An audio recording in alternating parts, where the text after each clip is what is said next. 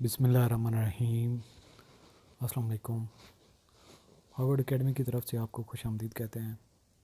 Harvard academy CSS, PMS, FPSC, NTS और PMS के one paper और इसके अलावा कंप्लीट जो आपके PMS और CSS की उसकी तैयारी करने के लिए ऑनलाइन फ़ोरम है, और जो आपको घर बैठे आप कंप्लीट कोर्स कवर कर सकते हैं, जो भी उसके एक स्पेसिफिक कोर्स के रेलेवेंट एरियाज़ होते हैं।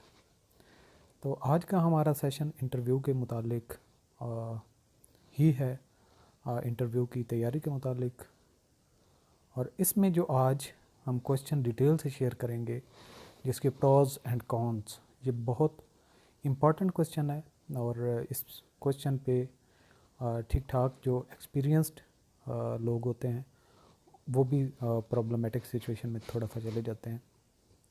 एक ऐसा क्वेश्चन है जिससे आपकी वर्थ, आपका कैलिबर और आपकी अंडरस्टैंडिंग और आपका मेंटल विजन और मेंटल लेवल, हर चीज़ थोड़े से टाइम में एक इंटरव्यूअर चेक कर सकता है।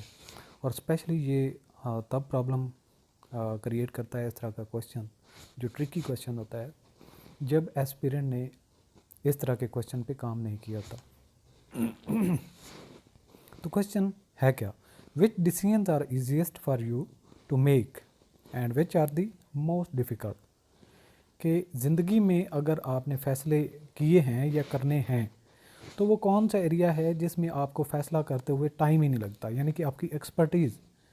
और दूसरा वो कौन सा एरिया है जहाँ पे आप प्रॉब्लम सिचुएशन में चले जाते हैं। अब इसके मुमकिन कई सारे आंसर्स भी हो सकते हैं और मकसद भी हो सकता है कि इंटरव्यूअर आपको ये क्वेश्चन क्यों पूछ रहा है। इनफैक्ट ये डिपेंड करता है कि एस्पिरेंट किस लेवल पे काम कर रहा है, कौन सा उसका एक्सपीरियंस है, आया कि वो फ्रेश जॉब इंटरव्यू दे रहा है, एज ए स्टूडेंट वो काम कर रहा है, यानी कि उसके कोई प्रैक्टिकल फील्ड में कोई काम नहीं है जो उसने अब तक किया हो, सिवाय इसके कि वो रूटीन के जो घर के काम होते हैं या फिर स्टडी के रेलिवेंट जो डिसीजन मेकिंग उसने करनी होती है।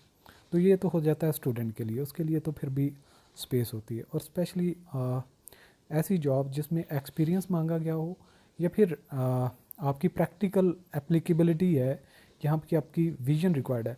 और डेफिनेटली जहाँ पे आपको अफसर ग्रेड के लिए रिक्रूट किया जा रहा है, आपको जो है वो सिलेक्ट करने जा रही है एक बोर्ड, एक कमेटी, तो डेफिनेटली आप एक जब डिसीजन मेकिंग पोस्ट पे होंगे तो आपका एक एक फ़ैसला ठीक ठाक इम्पेक्ट करता है आपके सबॉर्डिनेट्स को, आपके पीयर्स को और आपके सीनियर्स को।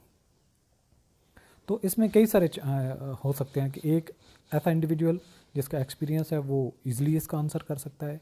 एक ऐसा एस्पिरेंट जिसने इस तरह की प्रैक्टिकल सिचुएशन नहीं कभी एनालाइज की, वो ये भी कह सकता है कि डिसीजन मेकिंग मेरे लिए मुश्किल है, जो कि बहुत डेंजरस क्वेश्चन है, यानी कि आपको बहुत नेगेटिव इम्पैक्ट छोड़ेगा। और इंटरव्यू के मुतालिक आपका एक एक क्वेश्चन आपका जो आपकी पर्सनैलिटी है वो शो कर रहा होता है।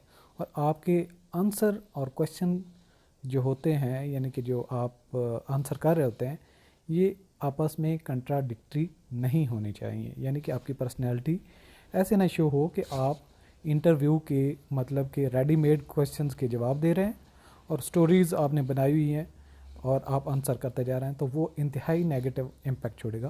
तो इंशाल्लाह ये कोर्स हमारा जब चल रहा है तो हम एंड पे वो भी बताएंगे कि आप पर्सनैलिटी को स्ट्रीमलाइन कैसे कर सकते हैं, अपनी पर्सनैलिटी के अकॉर्डिंगली एक जो है वो एक सही डायरेक्शन में कैसे लेके चल सकते हैं। तो यहाँ पे ये प्रोबेबिलिटी होती है कि आप देखें, आपके सामने पूरी दुनिया रख दी जाती है। उस दुनिया में आपने उठा के लेके आना होता है। एक दिल करे तो हीरा उठा के लेके आ जाएं, और दिल करे तो एक छोटी सी एग्जांपल कोई लेके आ जाएं जिसकी वर्थ ही कोई ना हो। यानी कि जब आपके सामने ओपन ऑफ़र दे दी गई है कि कौन सा एरिया जिसमें आप डिसीजन मेकिंग आसानी से कर सकते हैं और कौन सा है जिसमें आपको प्रॉब्लमेटिक सिचुएशन हो सकती है, तो इस क्वेश्चन को एड्रेस कैसे किया जा सकता है, ये हम आपको गाइडलाइन